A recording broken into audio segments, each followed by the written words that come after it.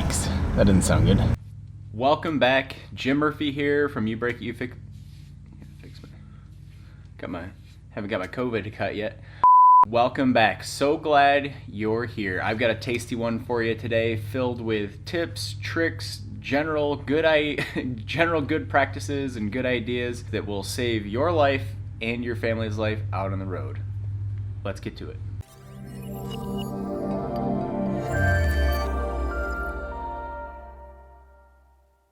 Welcome back. Thanks for joining me. You're going to love this one, I hope, as much as I do.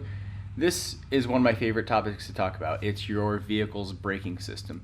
Now, as I've mentioned in other videos, here on You Break It, You Fix It, we're going to be dialing back a little bit. I got some feedback from watchers like you, family members, friends, and one thing that seemed to be lacking is overall core fundamentals of vehicle repair and diagnostics and general system understanding of vehicles, which I would love to dive deeper into. When I first started this channel, it was always about specific repairs, like here's how you put a radiator in a Duramax, and I'm venturing away from that style of content. It's very important and it's very handy, and that's content I use in my daily life when I'm using YouTube.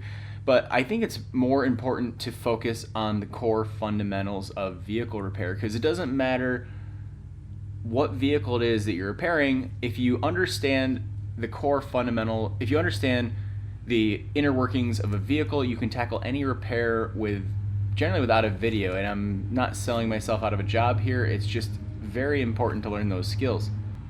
So frequently when we think about maintaining a vehicle or building a fast car, we're always thinking about keeping the car going in a forward direction. And rarely do people talk about stopping the vehicle. We don't talk about the brakes a lot, and it's one of my favorite things to talk about because I just love a good stopping vehicle. It sounds ridiculous. I drove a $200 car in high school. I drove big lifted trucks, and the last thing I really cared about then was the brakes. And now that I'm a father, I'm a husband, humanitarian if you will, even if you will, I care more about braking now than ever. It's your responsibility to maintain the braking ability of your vehicle. And so what we're going to jump in today is 5 beginner brake job mistakes that are so easy to make that even to this day I have done many brake jobs, and I still make a few of these mistakes, just not thinking, rushing. So it's good to dial back, and we'll walk through these mistakes. So number one, first and foremost, only take one corner of the vehicle apart at a time. On a vehicle, there are a lot of symmetrical repairs you're going to do. Typically brake jobs, swapping wheels out, spark plugs, exhaust manifolds, things like that, where there are two identical symmetrical sides of that repair. Where if you're going to do a set of exhaust manifolds, I would recommend the same thing. Take one apart at a time. That way when you have this one apart and you run into problems and you say, how does this go back together? What bolts go in what holes?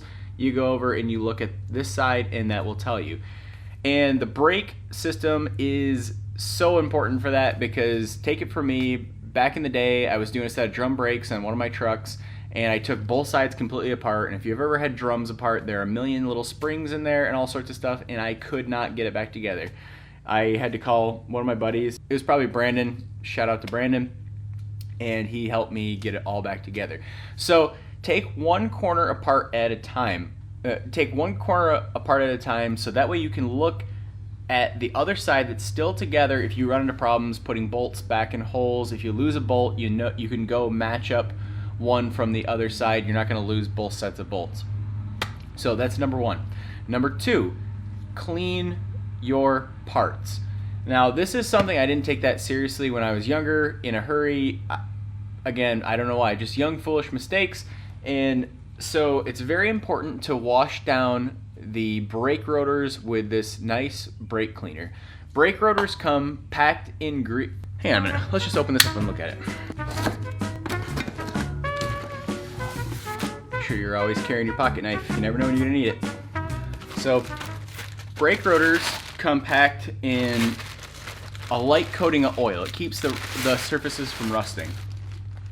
So you can't really see on the camera, but if you run your finger across it, you'll get a mark from your finger, and you'll see that there's a coating of oil on there. You want to wash all that oil off when you put the rotor on with some brake cleaner, because you only have one opportunity to do that. Because once you put your new pads on and they come into contact with that oil, you're never going to get that oil out of those pads, and it glazes the surface of the pads, it gums up the rotor, and you'll basically be starting from scratch. You're never going to get that off there again.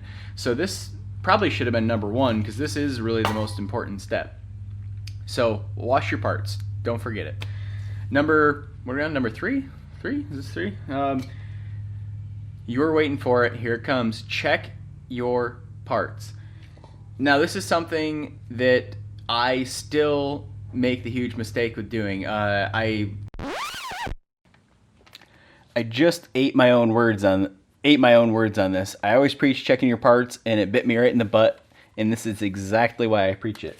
So on my wife's RAV4, they come with two different front brake rotors. I thought that I got the right one. I matched them up side by side, but there's 1 inch difference in the diameter of the rotors. Didn't even notice it, put it on, got it back together, and then now my brake pad's sticking way past the rotor, and I need to get this done today. So now I gotta run to the parts store.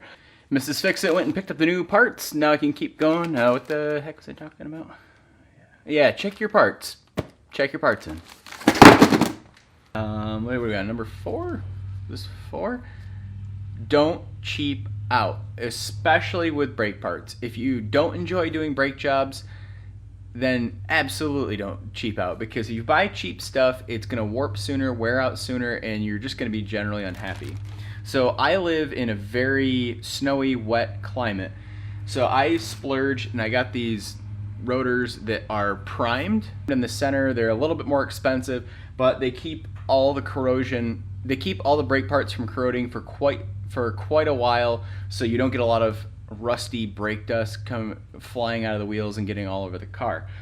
And another reason to not cheap out is you just get better quality of parts. Luckily, the world we live in, we have Amazon reviews, we have reviews on all the auto parts store websites, so you can get a good idea of what you're spending money on. And for me to go up the next level, it was only a few dollars to go up to the next level and just get a better quality brake rotor that's not going to warp from heat, so you'll get that vibration when you go down the road from a warped brake rotor. Not fun.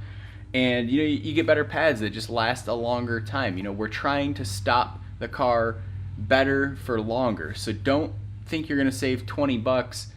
Don't think you're going to save $20, or even, depending on the vehicle, a couple hundred dollars, and get a lot more time out of it, because it's a foolish way of thinking.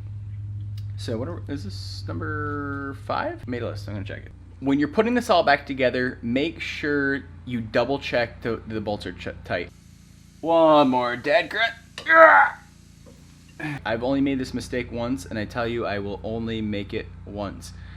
Because when you have a caliper bracket loose or a brake caliper loose, and you hear that clunking in there, and you're on a 300-400 mile road trip, it scares the hell out of you. So make sure when you put this all back together, just take your time, be focused. This goes for any repair, not just brakes, and just double check your bolts. It can save your life, your family's life, and maybe even another family's life you're sharing the road with.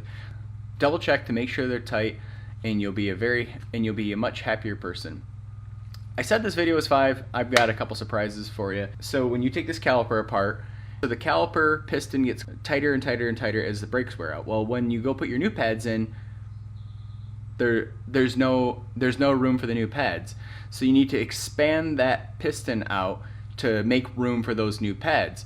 Well, my first couple brake jobs, I thought the only way to do that was to crack the bleeder open and let that fluid come out to let the piston come open. Well, the problem with that is it introduces air into the system, and then you have to bleed the brakes every time you do a brake job.